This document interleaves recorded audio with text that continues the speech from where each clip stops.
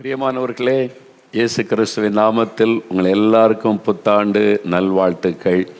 இந்த புது வருஷத்தின் முதலாவது இந்த சனிக்கிழமையில் நம்முடைய ஜெபிக்கலாம் நிகழ்ச்சியில் உங்களை எல்லாம் பார்ப்பது எனக்கு ரொம்ப ரொம்ப சந்தோஷம். மகிழ்ச்சியாக இருக்கிறீங்களா? புது வருஷத்தில் ஆண்டவர் நடத்தி கொண்டு வந்திருக்கிறார். இல்லை, புது வருஷத்தை ஆண்டவர் காண செய்திருக்கிறார். ஆண்டவர் செய்த நன்மைகளை நினைத்து அவரை துதிக்கணும். ஆண்டவருக்கு ஸ்தோத்திரம். சார், இந்த நாளில் ஆண்டவர் உங்களுக்கு அற்புதம் செய்ய போகிறார். ஒரு விடுதலை தரப்போகிறார், சுகம் தரப்போகிறார், உங்களை ஆசீர்வதிக்க போகிறார். அதற்கு நாம் எப்படி அவரை விசுவாசித்து ஜெபம் செய்வது? ஆண்டவரை விசுவாசித்து ஜெபித்தாலே அற்புதம் நடக்கும். உங்களுடைய விசுவாசம் பலன் அடையும்படிக்கும் நீங்கள் எப்படி வேண்டிக் கொள்ளணும் என்பதை அறிந்து கொள்ளும்படிக்கும் சிலருடைய அனுபவங்களை நீங்கள் கேட்க போகிறீங்க. முதலாவது ஒரு 5 சாட்சிகளை நான் வாசிக்கிறேன். அவங்களுக்கு ஆண்டவர் செய்த அற்புதத்தை எங்களுக்கு தெரியப்படுத்தி அவங்களை குறித்த சாட்சி உங்களுக்கு முதலாவது வாசிக்கிறேன். அதன் பிறகு 2 பேருடைய அனுபவத்தை வீடியோவில் நீங்கள் பார்க்க போகிறீங்க. அதன் பிறகு ஒரு 5 நிமிடம் நீங்கள் ஜெபிக்க போகிறீங்க. நீங்கள் இருக்கிற இடத்துல இருந்து கொண்டே பிரார்த்தனை செய்ய போகிறீங்க. இயேசு உங்களுக்கு அற்புதம் செய்ய போகிறார். எங்கள் வீட்டிலையா? எங்கள் வீட்டில் நாங்கள் கிறிஸ்தவர் அல்லாதவங்க, இங்கே இயேசு கிறிஸ்துவ படம் கூட இல்லையே அப்படின்னு நினைக்கிறீங்களா? இயேசுடைய படம்லாம் அது அவசியம் இல்லை. இயேசு படத்திலும் இல்லை, அவர் வேறு சிலுவை அடையாளத்திலும் இல்லை. அதெல்லாம் ஒரு அடையாளத்துக்கு வைக்கப்படுவது, அவ்வளவுதான். இயேசு மனிதனுடைய உள்ளத்திலே வாசம் பண்ணுகிறவர், ஆவியாக இருக்கிற தேவன். அவருடைய பிரசன்னத்தை உங்கள் வீட்டில் இருக்கிற இடத்துல உணர முடியும். அதனால் படத்தை பார்த்து ஜெபிக்கணும், சிலுவை பார்த்து ஜெபிக்கணும்லாம் அவசியம் கிடையாது. அதெல்லாம் சர்ச்சில் ஒரு கிறிஸ்தவனுக்கு ஒரு அடையாளத்துக்கு வைக்கப்பட்ட சின்னம், அவ்வளவுதானே தவிர அதுக்குள்ளே இயேசு கிடையாது. அப்போ இயேசு எங்கே இருக்கிறாரு? உங்கள் பக்கத்தில். அவர் ஆவியாக இருக்கிற தேவன், கடவுள் இல்லை. மனுஷனுடைய கண்களால் பார்க்க முடியாது, ஆனால் உணர முடியும். நீங்கள் கண்ணை மூடி அவரை நினைத்து இயேசுவே அப்படின்னா அவருடைய தொடுதலை உணரலாம், அவருடைய பிரசன்னத்தை உணரலாம், உங்களோடு இடைபடுவதை உணரலாம். அதுதான் ஆண்டவர். அப்போ இந்த அனுபவங்களை நீங்கள் கேட்கும்போது உங்களுக்கு அது விளங்கும். நான் வாசிக்கிறேன். இந்த சாட்சி எழுதினவங்க அவங்களுடைய முழு முகவரி, ஃபோன் நம்பர் எல்லாமே எங்ககிட்ட இருக்குது. அவங்கள்ட்ட தெளிவாக பேசி அதன் பிறகு தான் உங்களுக்கு சொல்லுகிறேன். சகோதரர் சரவணன் வேலூர்லேருந்து அவங்க தன்னுடைய அனுபவத்தை சொல்லியிருக்கிறாங்க. நான் 20 வருடமாக குடிப்பழக்கத்திற்கு அடிமையாக இருந்தேன். ஒரு நாள் கூட குடிக்காமல் என்னால் இருக்கவே முடியாது.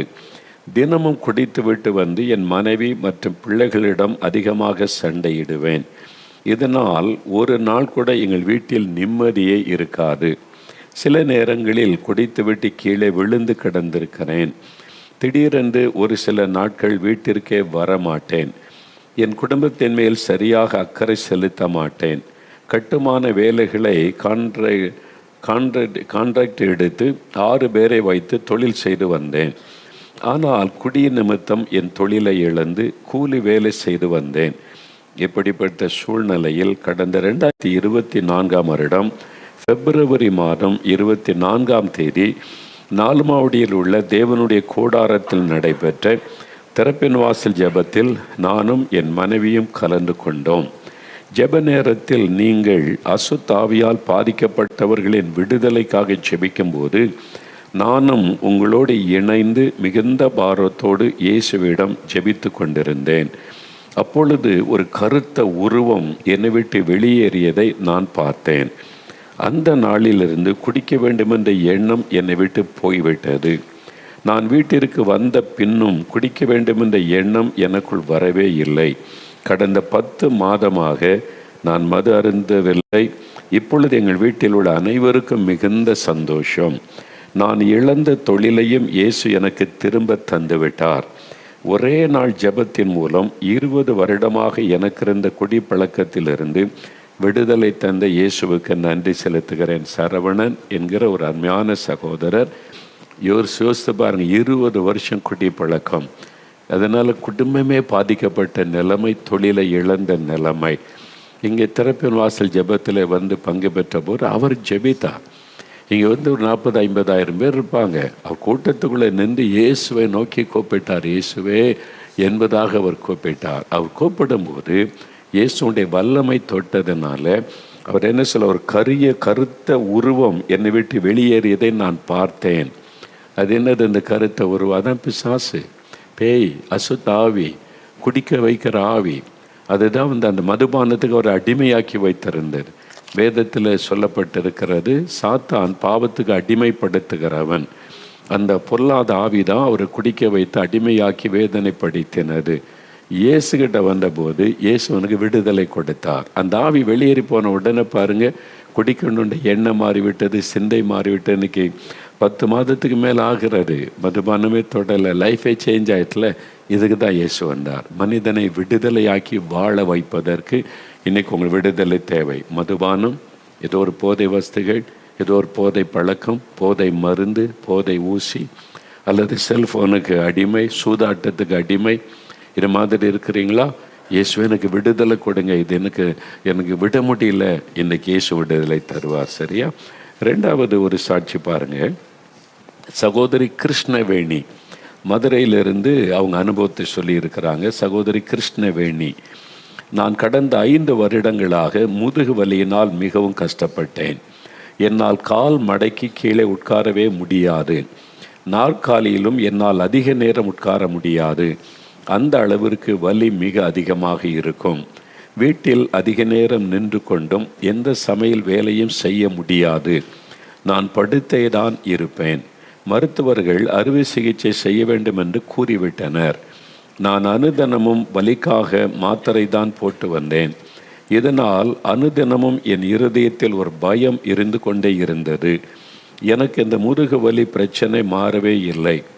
இந்த சூழ்நிலையில்தான் 2024ஆம் வருடம் 4ஆம் ஆவடியில் நவம்பர் மாதம் நடந்த திறப்பின் வாசல் ஜெபத்தில் கலந்து கொண்டேன். நான் ஜெபத்தில் இருக்கும் பொழுதே வலியோடு தான் இருந்தேன். கடைசி ஜெப வேளையில் நீங்கள் வியாதி உள்ளவர்களுக்காக ஜெபிக்கும் போது நானும் கண்ணீரோடு என் முதுகில் கைகளை வைத்து இயேசுவே என்னை சுகமாக்கும் என்று ஜெபித்தேன். அதான், இயேசுவே என்னை சுகமாக்கும்.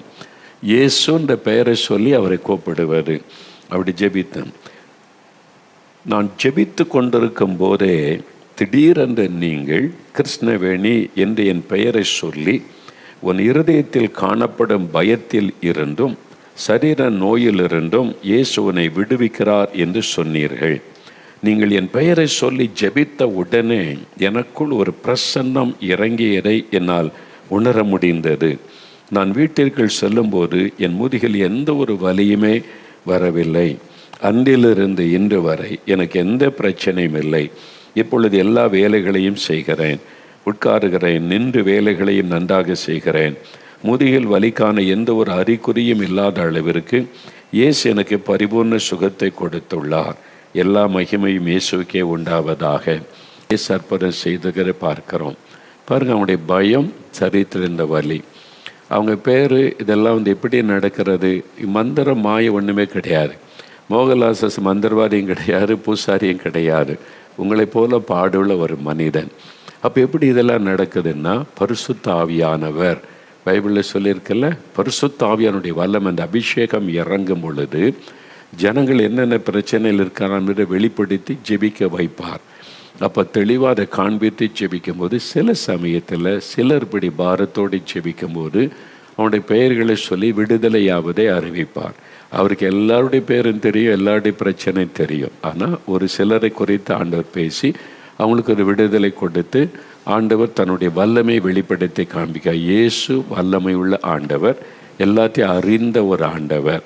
இதெல்லாம் இலவசமாய் ஆண்டவர் செய்கிறார் பாருங்க. அவ்வளோதான். இந்த அற்புதத்திற்காக நன்றி. அடுத்து சகோதரி ரீட்டா திருநெல்வேலியிலேருந்து எழுதியிருக்கிறாங்க.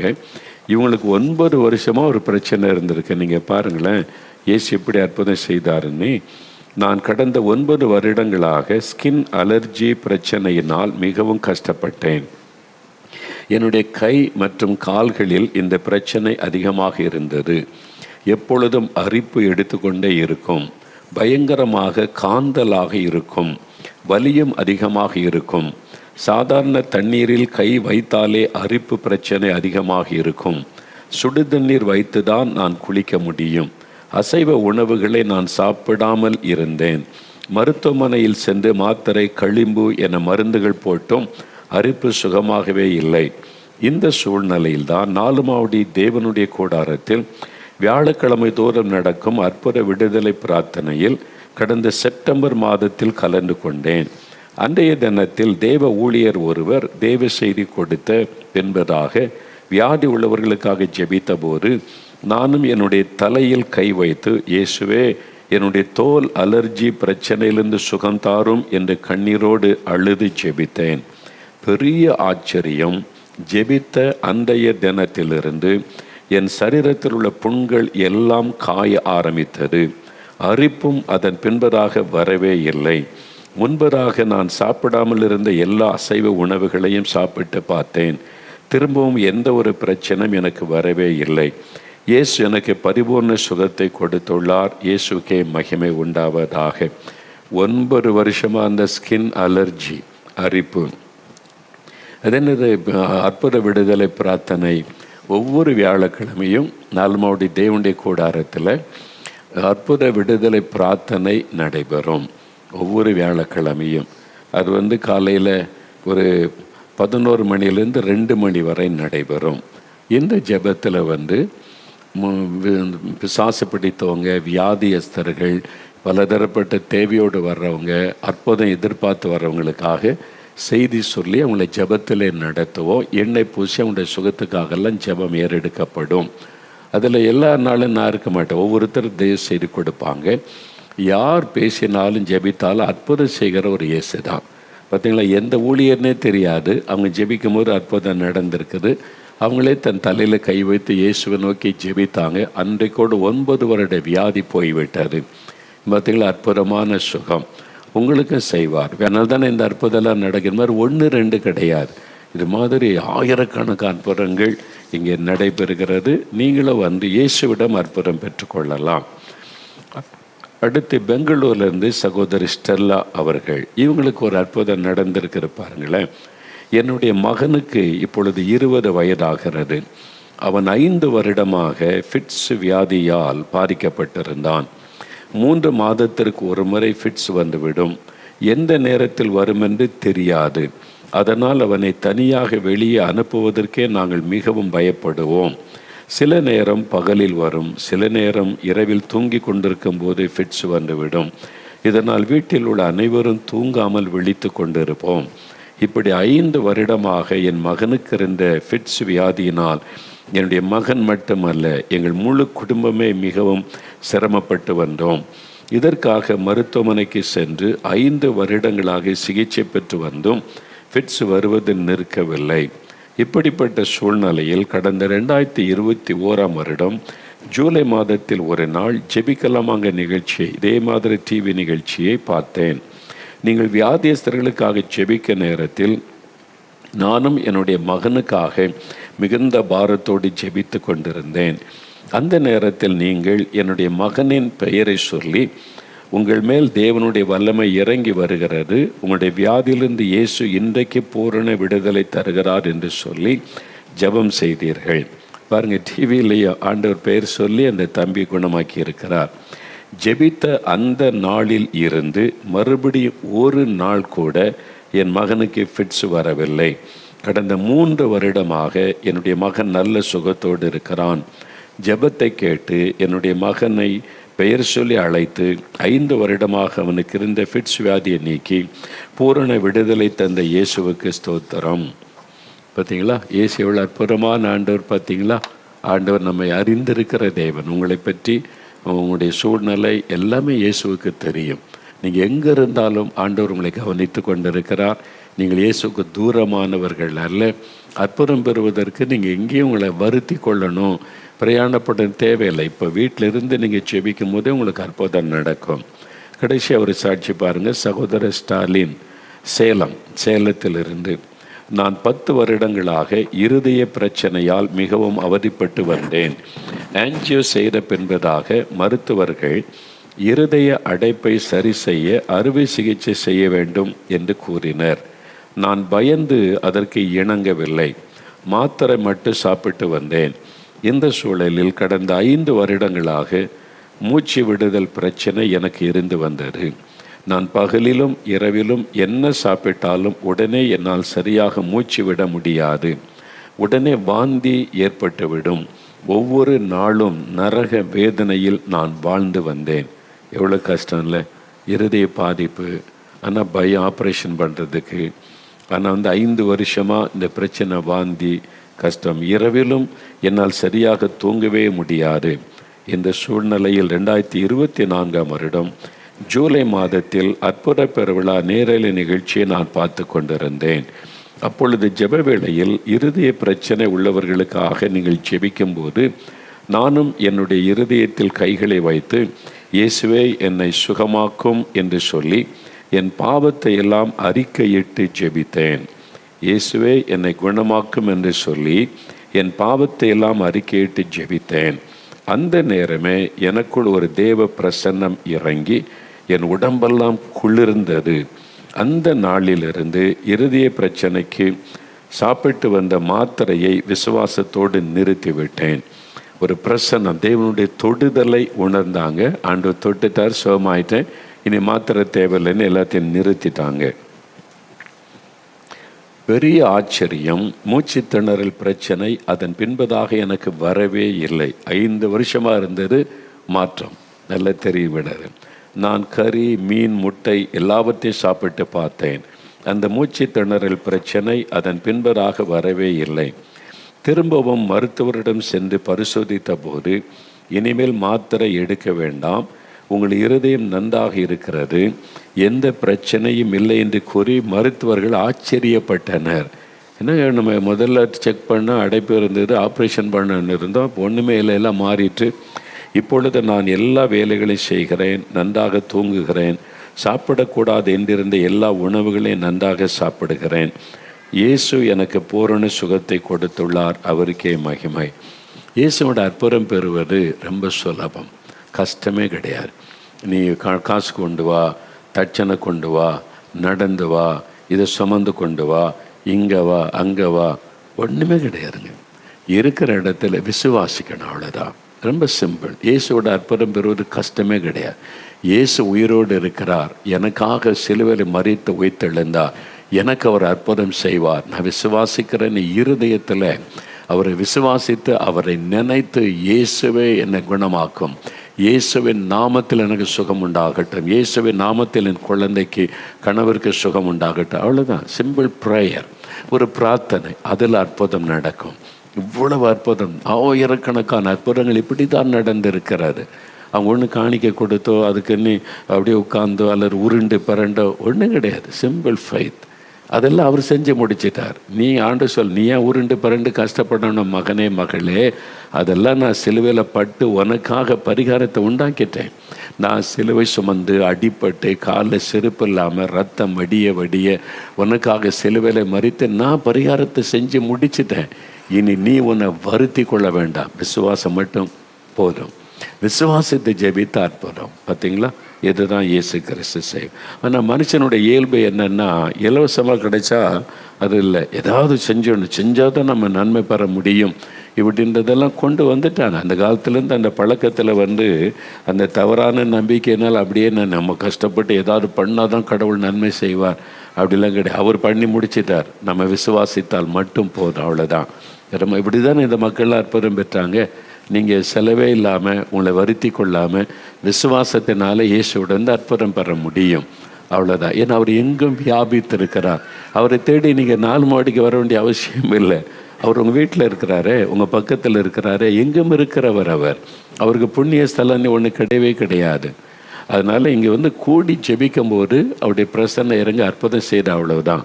அவருடைய வசனத்தை சொல்கிறோம், ஜெபிக்க வழி நடத்துவதுக்கு தான் இங்கே, அவ்வளோதான்.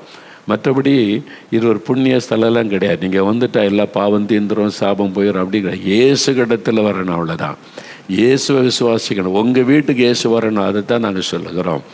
அதனால் இயேசுவை பற்றி கொள்ளுங்க, அவர் இன்றைக்கு உங்களுக்கு அற்புதம் செய்வார். சரி, 2 சாட்சிகளை வீடியோவில் நீங்கள் பார்க்க போகிறீங்க. ஒன்று என்னென்னா, 33 வருஷம் குடி பழக்கம், 33 வருஷமாக குடிக்கிற ஒரு ஆள், போதை மருந்துகளை பயன்படுத்துகிற ஆள் மாற முடியும்னு நினைக்கிறீங்க? மாற முடியாது. ஆனால் இயேசுவால் மாற்ற முடியும். அதை தான் இயேசு செய்த ஒரு அற்புதம். ஒரு சாட்சி நீங்கள் பார்க்க போகிறீங்க, வீடியோவில் பாருங்கள். சகோதரர் ரூபன், கன்னியாகுமரி, அவங்க சொல்கிறதே கேளுங்க.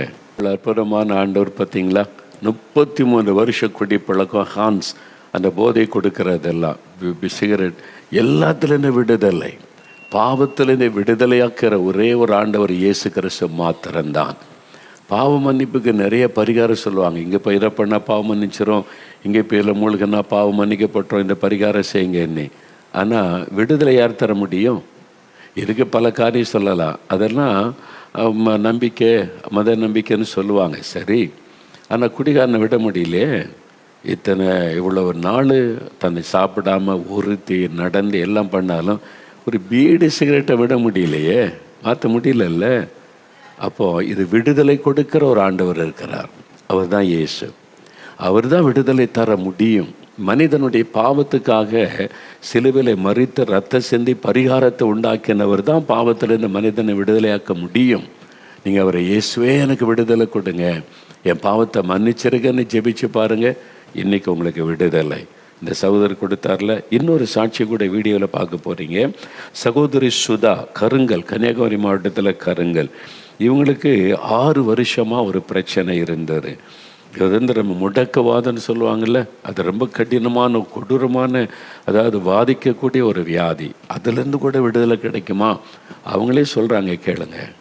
6 வருஷம் முடக்கவாதம், என்ன பாதிப்பு பார்த்தீங்களா? லைஃப் லாங்காக நீங்கள் மாத்திரையில் தான் நீ வாழணும்னு சொல்லிட்டாங்க. ஆனால் இயேசு அதை மாற்ற வல்லமை உள்ளவர். அவங்க இயேசுவை விசுவாசித்தாங்க. அது மாத்திரையில் பாவத்தை அறிக்கையிட்டாங்க. பாருங்க, மந்திரவாதம் செய்கிறது, பணம் கொடுத்து மந்திரவாதம் பண்ணி விடுதலை பெற முடியாது. தயவுசெய்து புரிந்து கொள்ளுங்க. மந்திரவாதம் எதை வச்சு செய்வாங்க நீ யோசிங்க. பிசாசினால் பாதிக்கப்பட்டு வியாதிக்குள்ளாயிட்டு அந்த பிசாசு போகணுன்னா பிசாசுக்கிட்ட தானே மந்திரவாதம் பண்ணுவாங்க. கடவுளை வச்சு மந்திரவாதம் பண்ண முடியுமா? யோசிங்க. ஏன் நீங்கள் யோசிக்கக்கூடாது? கடவுளை வச்சு மந்திரவாதம் பண்ண முடியாது, பிசாசை வச்சு தான் மந்திரவாதம் பண்ணுவாங்க. பிசாசை தாக்கி இருக்குது, ஒரு பிசாசால் எப்படி விடுதலை கொடுக்க முடியும்? ஏமாற்றி பணம் பறிப்பது, அவ்வளவுதான். அவங்களுடைய மனதில் அந்த நேரம் ஒரு இதை உண்டாக்கி கொடுப்பது, காசு கொடுத்து தாயத்தை கட்டிக்க கைத்தை கட்டிக்கன்னு சொல்லி. அதனால் விடுதலை வராது, பாதிப்பு தான் அதிகமாச்சுது. ஆனால் இலவசமாய் விடுதலை தருகிறது தான் கடவுள். நீங்கள் ரெண்டுக்குள்ள வித்தியாசத்தை நீங்கள் இன்னும் புரிந்து கொள்ளுங்க. இயேசுவை கூப்பிட்டாங்க ஜாதகம் பார்க்கறது. கிறிஸ்தவங்க கூட ஜாதகம் வீட்டை விட்டு வெளியே போனால் தான் சாபம் போகும். ஜாதகத்தை வீட்டுக்குள்ளே வச்சுக்கிட்ட இயேசு ஆசீர்வதின்னு ஆசீர்வாதம் வராது. தவறான நம்பிக்கையை வீட்டுக்குள்ளே வச்சிருக்கிறீங்க, அதை எரித்து போடுங்க. எதன் மேலே நம்பிக்கை வைங்க. இயேசு எனக்காக மரித்து உயிர்த்தெழுந்த இயேசு, அவர் என்னோடு இருக்கிறார், எங்கள் வீட்டில் இருக்கிறார், அவரை சொந்தமாக்கி கொள்ளுங்க. பாருங்கள், எவ்வளோ அற்புதமான சுகம், விடுதலை கொடுத்து இன்றைக்கி 1 வருஷம் தான் ஆகுது. எவ்வளோ நல்ல ஆரோக்கியமாக இருக்கிறாங்கல்ல. அவங்களுடைய அனுபவம் இந்த மாதிரி ஆயிரமான சாட்சிகள். 1 2 கிடையாது. இதை 1 நடந்துச்சு, அங்கே தான் நடந்துச்சான், இப்படி நடந்துச்சான், அப்படி கிடையாது. ஆயிரக்கணக்கான மக்களுக்கு அற்புதம். அந்த இயேசு தான் இப்போ உங்களை பார்த்து சொல்கிறார், மகனே மகளே, உனக்கு நான் அற்புதம் செய்கிறேன், நீ விசுவாசிக்கிறியா? அப்போ நீ இந்த தவறான நம்பிக்கை விட்டு வெளியே வா. ஒன்றில் தான் நம்பிக்கை வைக்கணும். ஒரே ஆண்டவர், ஒரே ரட்சகர், ஒரே தேவன். வானத்தையும் பூமியை உண்டாக்கின தேவன் யார் அப்படின்னு யோசிங்க. வானத்தையும் பூமியை உண்டாக்கினவர் தான் கடவுள். அவர் தான் கடவுளாக இருக்க முடியும். அவரை உறுதியாக பற்றி கொள்ளுங்க. உங்களுக்காக மரித்து உயிர்த்தெழுந்தவர். இப்போ ஜெபிக்க போகிறோம். 5 நிமிடம். என்ன பண்ணணும்னா, ஒருவேளை மதுபான பழக்கம், போதை பழக்கங்கள், சில இந்த சூதாட்டம், இந்த மாதிரி செல்ஃபோன் அடிமைத்தனம், ஏதோ ஒரு காரியம் நான் அடிமையாக்கி வச்சுருக்கேன்னா இருதயத்தில் கை வைத்து, இயேசுவே நான் பாவி என்பதை உணர்கிறேன், என் பாவத்தை மன்னிச்சு எனக்கு விடுதலை கொடுங்க, என்னால் விட முடியல, எனக்கு விடுதலை கொடுங்க, இயேசுவே என் உள்ளத்தில் வாங்க, என் வாழ்க்கையில் மாற்றம் கொடுங்கன்னு அப்படி ஜெபம் பண்ணுங்க. வியாதி உள்ளவர்கள் வியாதி உள்ள இடத்துல கை வைங்க. கண்ணில் சுக வேணா கண்ணில் கை வைங்க. காதில் பிரச்சனைனா காதில் விரல் வைத்து கொள்ளுங்க. எங்கே வலி இருக்குது, கட்டி இருக்குது, வேதனை கை வைத்து கொள்ளுங்க. வீட்டில் யாராவது வியாதிப்பட்டிருந்தால் அவங்க மேலே கை வைத்து, இயேசுவின் நாமத்தில் சுகம் உண்டாகணும், இயேசுவே குணமாக்கு, இயேசுன்ற பெயரை சொல்லணும். அவர் தான் சுகம் தருகிற. இயேசுவே சுகம் தாரும், இயேசுவே விடுதலை தாரும். ஆஸ்பத்திரியில் இருக்கிறீங்கல்ல, யாரோ ஒருவர் ஆஸ்பத்திரியில் வைத்து கொண்டு அவங்க மேலே கை வைத்து, இயேசுவின் நாமத்தில் சுகம் உண்டாகட்டுன்னு சொல்லுங்கள். ஒருவேளை உள்ளே விட மாட்டாங்க, ஐசிக்குள்ளே இருக்காங்கன்னா, இங்கேருந்து பார்த்து நீங்கள் கை நீட்டி ஜெபம் பண்ணுங்க. இயேசுக்கு அது தெரியும், உங்கள் பக்கத்தில் நிற்கிறார், அர்ப்பணம் செய்வார். ஜெபிக்கிறீங்களா? அப்படியே கண்களை மூடுங்க. கண்களை மூடி இருதயத்தில் இயேசுவை நினைத்து இயேசுவேன்னு சொல்லுங்கள். இயேசுவே ஸ்தோத்திரம், நீர் அற்புதங்களின் தேவன், இவ்வளோ பேருக்கு அற்புதம் செய்திருக்கிறீங்க, அதற்காக ஸ்தோத்திரம். இப்போ எங்கள் வீட்டில் எங்கள் பக்கத்தில் என் பக்கத்தில் இருக்கிறீங்க, ஸ்தோத்திரம். என்னை தொடுங்க, எனக்கு விடுதலை தாங்க இயேசுவே. என்னால் இந்த பாவத்தை விட முடியல, விடுதலை தாங்க. மதுபானத்திலேருந்து விடுதலை கொடுங்க, இந்த பாவ பழக்கத்திலேருந்து விடுதலை கொடுங்க, என் கணவருக்கு விடுதலை கொடுங்க, என் பிள்ளைக்கு விடுதலை கொடுங்க. இயேசுவே தொடுங்க, இயேசுவே தொடுங்க, இயேசுவே விடுதலை கொடுங்க. பாவத்தை கொண்டு வருகிற பிசாசு வெள்ளகட்டம் இயேசுவின் நாமத்தில் சொல்லுங்க. இந்த வியாதியை கொண்டு வருகிற பிசாசு வெள்ளகட்டம் இயேசுவின் நாமத்தில். பாவத்தை மன்னிங்க. ஜாதகம் பார்த்தது, குறி கேட்டது, தாயத்தை கட்டுனது, ஆண்டவரை தப்பான காரியத்தில் நம்பிக்கை வச்சு ஏமாந்து போன பாவத்தெல்லாம் மன்னிச்சிருங்க. இனி நான் ஜீவனுள்ள தேவனாகி உம்மை விசுவாசித்து ஜெபிக்கிறேன், எனக்கு ஒரு அற்புதம் செய்யுங்க, விடுதலை கொடுங்க. எங்கள் வீட்டுக்குள்ள உம்முடைய பிரசன்னம் வரட்டும், பிசாசின் வல்லமை அழியட்டும், பயத்தின் ஆவி, டிப்ரெஷனை கொண்டு வருகிற ஆவி இயேசுவின் நாமத்தில் விலகட்டும், பலவீனப்படுத்துகிற ஆவி இயேசுவின் நாமத்தில் விலகட்டும். சொல்லுங்க சொல்லுங்க. என் குழந்தைக்குள்ள ஃபிட்ஸை கொண்டு வருகிற ஆவி இயேசுவின் நாமத்தில் விலகட்டும். இந்த வலிப்பு வியாதியை கொண்டு வருகிற ஆவி இயேசுவின் நாமத்தில் விலகட்டும். இயேசுவின் நாமத்தை சொல்லுங்க, இயேசுடைய பெயரை சொல்லுங்க. உங்கள் நாவினால் வாயினால் இயேசுடைய பெயரை சொல்ல சொல்ல தான் விடுதலை. பயத்திலிருந்து விடுதலை, வியாதியிலிருந்து விடுதலை, பிசாசின் கட்டிலிருந்து விடுதலை. இந்த ஆர்த்ரைட்டிஸ் நரம்பு எலும்புகளோட எல்லா கட்டுகளும் அறுக்கப்படட்டும். ஆர்த்ரைட்டிஸ் விலகட்டும் இயேசுவின் நாமத்தில். பக்கவாத நோய் மறையட்டும். சிறுநீரகத்தில் சுகம் மறட்டும். இருதயத்தில் இயேசுவின் நாமத்தில் சுகம் மறட்டும். என் குழந்தைக்கு நல்ல சுகம் உண்டாகி நார்மலாய் மாறட்டும். கர்ப்பத்தில் இருக்கிற குழந்தை சுகம் அடையட்டும், சுகம் அடையட்டும். ஒரு சகோதரி ஜெபிக்கிறீங்க, கர்ப்பத்தில் இருக்கிற குழந்தை பாதிக்கப்பட்டிருக்குது, அந்த குழந்தை முழுமையாக ஆரோக்கியத்தோடு பிறக்க முடியாதுன்னு டாக்டர் சொன்னதுனால கலைச்சிருங்கன்னு சொல்கிறாங்க. நீங்கள் எல்லாம் இந்த குழந்தை எனக்கு வேணும்னு ஜெபிக்கிறீங்க, கரமைத்து ஜெபிங்க. உங்களுடைய கற்பத்தில் இருக்கிற குழந்தை ஆரோக்கியம் அடைகிறது, பூரண வளர்ச்சி அடைகிறது இயேசுவின் நாமத்தில். ஆரோக்கியமான குழந்தை தருகிறார். உங்களுடைய ஜெபம் கேட்கப்பட்டது. ஜெபிங்க ஜெபிங்க. இயேசுவே இயேசுவேன்னு சொல்லுங்கள், இயேசுடைய பெயரை சொல்லுங்கள். விடுதலை, சுகம், ஆசீர்வாதம் உண்டாகிறது இயேசுவின் நாமத்தில். ஆசீர்வாதம் இயேசுவின் நாமத்தில், சுகம் இயேசுவின் நாமத்தில், விடுதலை. இயேசுவே எங்கள் வீட்டுக்குள்ள வாங்க, எல்லா சாபத்தை மாற்றுங்க, இருளெல்லாம் விலகட்டும், பிசாசெல்லாம் விலகி போகட்டும். எங்கள் வீட்டுக்குள்ள உடைய வெளிச்சம் வரட்டும் இயேசுவின் நாமத்தில், இயேசுவின் நாமத்தில். அநேகர் தொடப்படுகிறீங்க, வல்லமை இறங்குகிறது இயேசுவின் வல்லமை. வெளிச்சம் உங்கள் வீட்டுக்குள் வருகிறது, இருள் விலகுகிறது, மாற்றம். இப்போ அப்படி வலதுகரம் வைத்தங்க, இயேசுவே ஸ்தோத்திரம் சொல்லுங்க. இயேசுவே என்னை தொட்டதற்காய் ஸ்தோத்திரம், சுகமாக்கினதற்காய் ஸ்தோத்திரம், எனக்கு அற்புதம் செய்து விட்டதற்காய் ஸ்தோத்திரம், ஆசீர்வதித்து விட்டதற்காக இயேசுவே உமக்கு ஸ்தோத்திரம், இயேசுவே உமக்கு நன்றி. இயேசுவே நீங்கள் விடுதலை தந்துட்டீங்க, நன்றி. சுகம் தந்துட்டீங்க, நன்றி. இயேசப்பா உங்களுக்கு நன்றி அப்பா. என் வாழ்க்கையில் நீங்கள் தகப்பனா என்னோடு இருந்து நடத்துங்கப்பா, என்னை காத்து கொள்ளுங்கப்பா. இயேசுவே உமக்கு ஸ்தோத்திரம், ஸ்தோத்திரம், ஸ்தோத்திரம். இயேசு கிறிஸ்துவின் நாமத்தில் ஆமேன், ஆமேன். பாருங்கள், ஆண்டவர் இயேசு உங்களுக்கு அற்புதம் செய்துட்டார். நீங்கள் விடுதலை பெற்றுக்கொண்டீங்க. நீங்கள் இயேசுக்குள்ளே மகிழ்ச்சியாக இருங்க. இயேசுவை துதித்து கொண்டுங்க. இயேசுவே ஸ்தோத்திரம், இயேசுவே உமக்கு நன்றின்னு துதித்து கொண்டே இருங்க. சரியா? சரி, அடுத்து